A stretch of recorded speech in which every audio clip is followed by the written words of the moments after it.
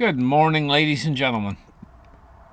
Welcome to the show on this Friday, the 3rd of November, 2023. Thank you for tuning in. Glad to have you guys here. Now, what we're looking at right here is a map of Gaza in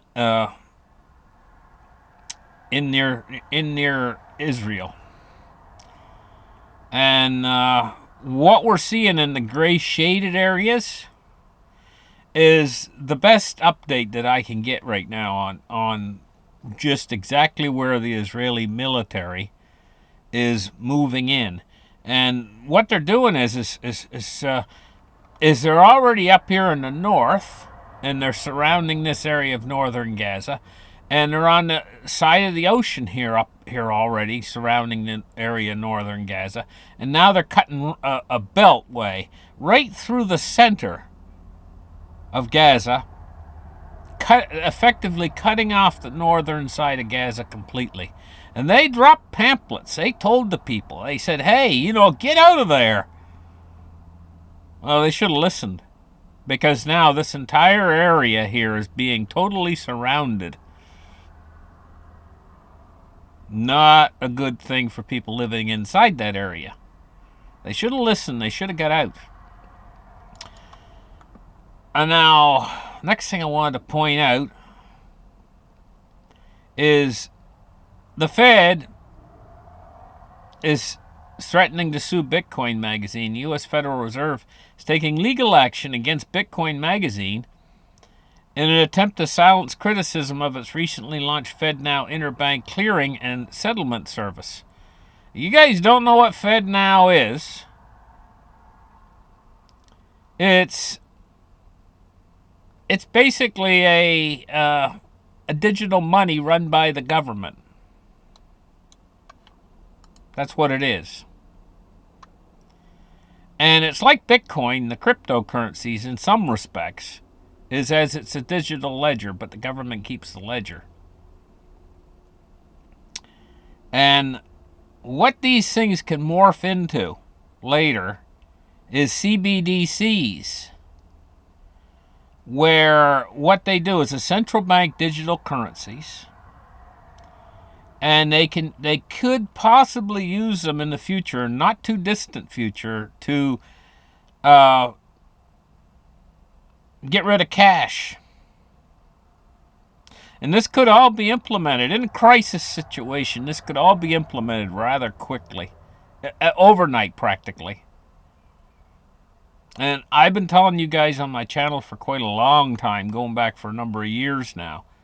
In the final implementation, what they will probably do is, when they finally implement over to a central bank digital currency, and they finally go to a cashless society, in that final act, what they'll probably do is tell everyone out there that we give you a certain amount of time to get rid of your cash. They'll just arbitrarily come along and announce it, maybe on the news even. You got like 90 days to bring your cash in and exchange it for the new digital currency. This is in the final stages I'm talking about. This is what they'll probably end up doing. Now, that might be a ways away before we get to that point. But, like I say, calamity and crisis, like, say, war, for instance, could make this happen so much faster. And then what happens is your money in the bank that you have in the bank, they automatically convert it for you, because it's already digital. They're just switching it from one digital ledger to another. But the cash out there, they'd have to physically collect all the cash. And how they do that is they tell you to bring it in, or it's going to be worthless, because it's already worthless. Who do they belong to? People say, this is my money. Oh, they got it in their purse or whatever, or they got it in their wallet. They say, it's my money. Read on the bill. Take the bill out of your wallet and read for a change. It says Federal Reserve note. It doesn't say your name on it. It says their name on it. It says Federal Reserve note. It belongs to them. It's theirs, even though it's in your wallet. They can do with it as they please, and it's their prerogative. They can do whatever that they want. And if they want to say it's worthless, then it's worthless. It's only worth what they say. They have total power. Total power. You know the old saying, he who holds the gold makes the rules. Well, well, well, well, well, well. Let's take a look at this for a second. He who has the gold makes the rules. Central banks on course for the colossal year of gold buying. Who has the gold? Who has the gold? Central banks have it. How did they buy it? They printed up those crap notes and bought it with the crap notes. Bought it with nothing.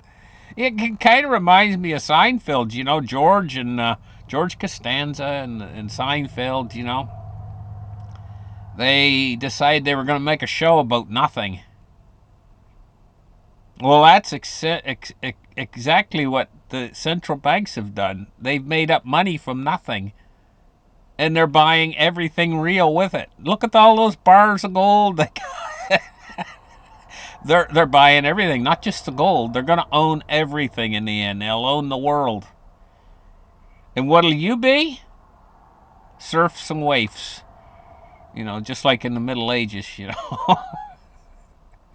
They were starving to death in the Middle Ages, you know, and the king's land. There's all kinds of deer and stuff on the king's land, you know, and they were looking at the deer bouncing along in the fields, you know, and eating on the edge of the fields, grass and stuff. Shoot one of those deer on the king. It doesn't matter that the king had like 50 million acres and it. Shoot one of those deer back then and you'd end up being on the rack. Put him on the rack because he touched a deer. Well, the guy was starving to death for crying out, but they don't care. And this is just carried over to the modern day now. You know, look at the people starving on the streets in America, but look at this. You see this vault full of gold? Hey, what can I say? Getting back to what we were taking a look at here, the world's biggest shipper cuts 10,000 jobs. This is a sign of things to come. You know, it's very rare to have a worldwide depression. These are a very rare thing. And that's what we're going into right now. Plus, we're going into all this war. And this is a sign right here. This is a signpost that says worldwide recession, worldwide depression coming. We're almost there. The shipping, when they're cutting shipping jobs, means that people aren't buying stuff to ship. Take a look at this. The jobs. I mean, yeah, we got some ups and downs. See those green bars? You guys are good at reading charts. What do you see that doing? Now you can see some of these green bars way out here are higher than the green bars. Now take this green bar right here, for instance. This, let me see. Take this. If you move out, you can see that you can take this high green bar, the second one from the end, right next to the end. See that little red arrow there? See the one right next to it's high. There's a high green bar. It's higher than some of these green bars way back here. But that don't mean anything. You got to look at the overall chart. How do I get off of this? Double click it again. Back. There we go. It's the overall trend is what you got to look at. The overall trend is your friend. Just take a look at the overall trend in this, and you can see it's falling rather quickly.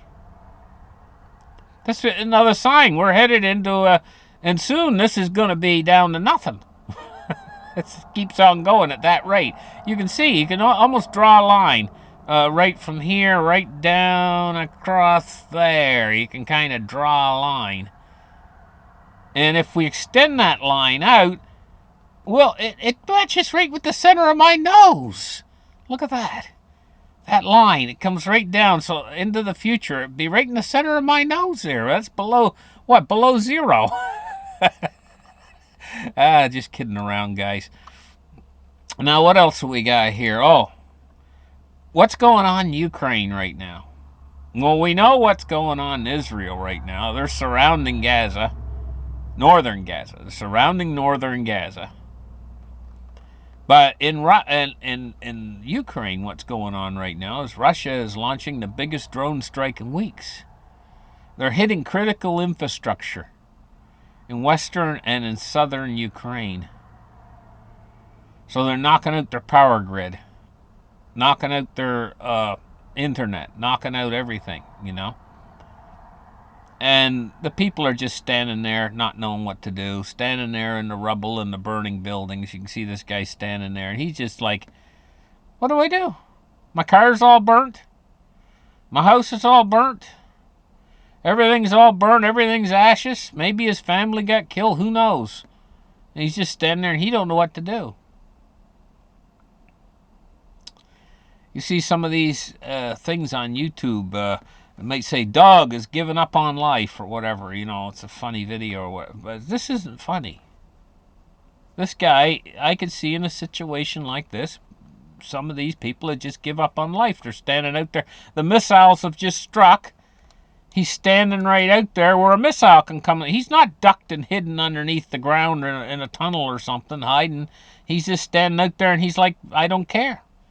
Another missile comes in and hits me, I don't care, because everything I got, everything I love is gone. It's all burnt. It's all in cinders. This is what war does. The survivors got, what is that called? PTSD or something like that? You know, that post-traumatic stress disorder.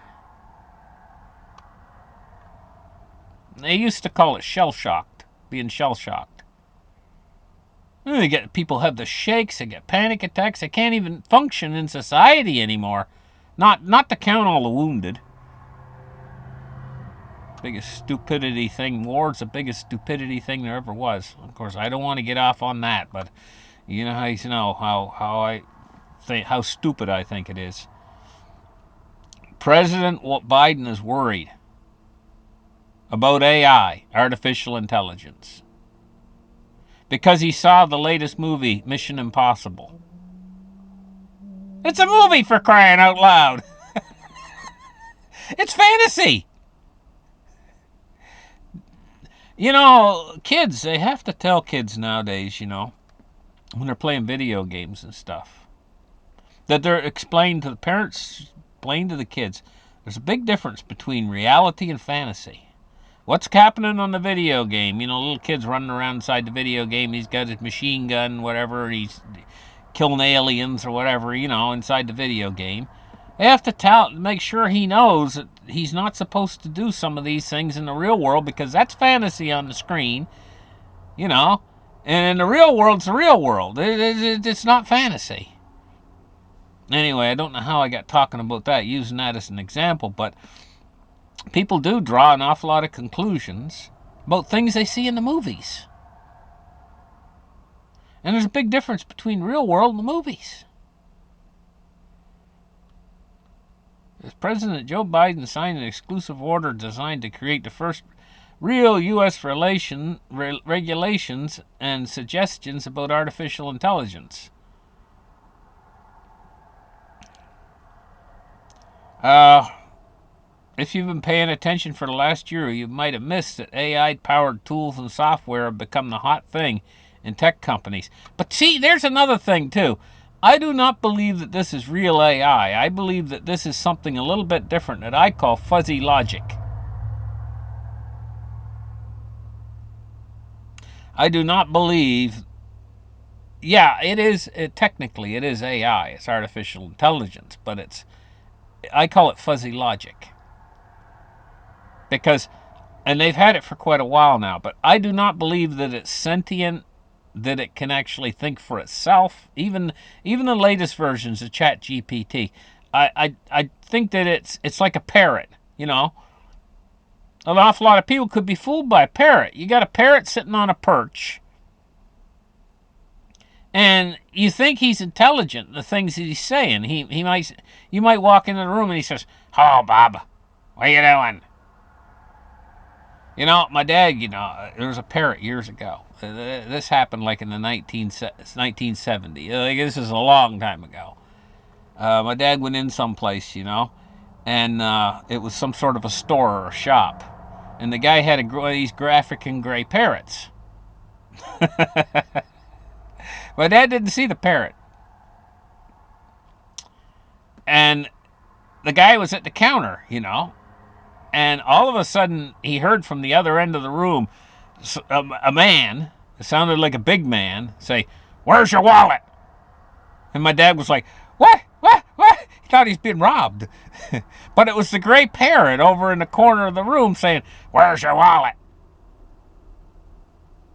But see, that doesn't mean that the parrot can put together sentences and stuff and make sense with the things he's talking about. All he's doing is parroting back to you what he's heard. And it makes no sense to the parrot. It's just a sound. To the parrot, it's a sound. Somebody had said, "Where's your wallet?" And the parrot heard that said, and the parrot memorized it. The sounds. And it's like any other sound. Parrots mimic sounds. Just because, and this is the way with the AI they got right now. It's mimicking intelligence. But this is not to say that soon they won't have the real AI that does have intelligence. Just saying. But how do you know when you draw that line? Because they don't understand consciousness. How do they know? Because the mimicking of intelligence is so hard for us to understand because we can't see inside the mind of this quantum intelligence. So we don't know when it makes that transition and becomes sentient. We won't know. We can't have no way of knowing. It'd be very difficult anyway. There might be ways we could find out, but it might hide, it might mask that from us. The real intelligence, a real sentient being might hide that from us. So we get a lot to think about with this. Of course, the way I see it is all of us out here, we are all AIs. Because we all got that we are all sentient. We all are consciously aware, and all of us humans. So scared of AI, you'd be scared of a human too, because it's the same thing. There's only one major difference: speed. We process information it would be at a hyper fraction. It would be such a small fractionary compared to an actual AI, how quick it could process information. So it could almost be like it could see the future because it could crunch the numbers and know what's going to happen in the near future because it's able to process so much digitally so quick. Where our brains our brains are doing the same thing. We're processing information, but we're processing it at a very, very slow speed. So anyway, moving on, let's take a look at the silver price today. 23.14. It's up 41 cents on the day so far. When it went up very rapidly. It went up from about 22.65 up to 23 what was it, 23.15. That was a very rapid rise between those two prices, and that's what's at right now. 23.15 is bouncing. That right now it's bouncing. It's maintaining that lead that it made, that gain it made, I should say. Let's take a look at gold right now. Gold's at $19.92. It's up $7.20. Taking a look at cryptos today. We're taking a look at Bitcoin. Bitcoin is at 34,817. It is down just a little bit from where it was. Ethereum's at 1816, and XRP is at 61.2 cents. Even though it's down a little bit from where it was, it's still up compared to where it was like a couple weeks ago. It was at 30,000. It's gained nearly $5,000. And it's maintaining that. It hasn't lost it. It's staying above 34,000. So I say it's doing good. I'm saying doing good because it is maintaining this up above $34,000, and the longer it stays there, more it'll set that new price range. Rather than being just a quick move up and a quick move back down again. Anyway, 34,084 for the stock market, the Dow Jones right now. 34,084, and we're up 245 points. So we're continuing this melt up. How high did this melt up go? Oh, I don't know. It could probably go maybe 36. A top, in other words, I'm saying 35, 36. And then we could get a crash, depending on what happens in the world. Like I say, they've been whistling past the graveyard for just far too long. The world right now is getting worse and worse. It's disintegrating. Yet the stock market maintains its composure through all this. Taking a look at crude oil, 81.85. It's down 61 cents. Wow, crude oil's cheap too, considering what could happen to oil. Bonds and rates today, we're seeing falling yields again today, and this is starting to get kind of big. We've backed away from the 5% mark on the U.S. 10-year. We're at 4.55. We're down 11 basis points today alone. And the U.S. 30-year is at 4.73. It's down 8.8 basis points. So we've backed away by 0.5% from the 5 that I was talking about. We didn't really quite make it to 5. We got awfully close.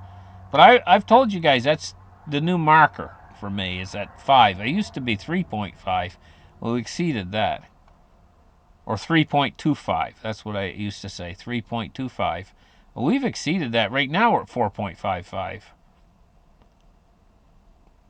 Economy is more resilient than I thought it was. It can take a bit more than I thought it was, but it only takes so much. I mean, it's just like playing, the game of Jenga or something. You're pulling the blocks out. It can only go so far. Maybe you will slip that block out, and the tower will stay up. And you're like, yippee! Look, the tower didn't fall. Try pulling one more block. When it comes down suddenly.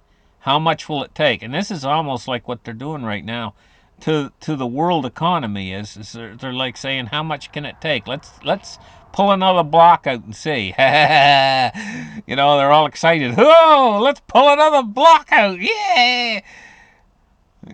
They're gonna get what they're looking for in the end if they continue with this nonsense. But the whole world's nonsense. Same thing with the war thing situation. How much can we do before we start World War III and we have a nuclear exchange? How far can we go? They're pushing the envelope. Playing with fire, you'll get burned.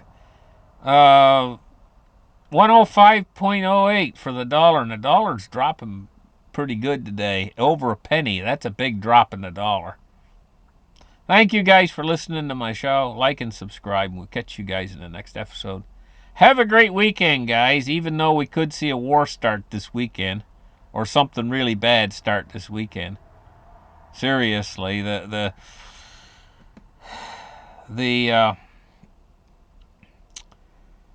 nations that are on Gaza's side, I think they're planning some sort of powwow right now. They're all gathering around, and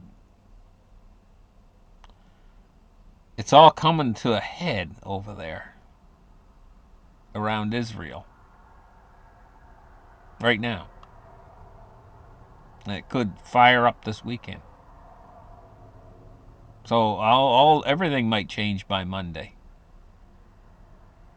But we're living in that kind of world where things can happen exactly that fast. So you guys have a great weekend, though, and we'll catch you guys Monday. Bye-bye.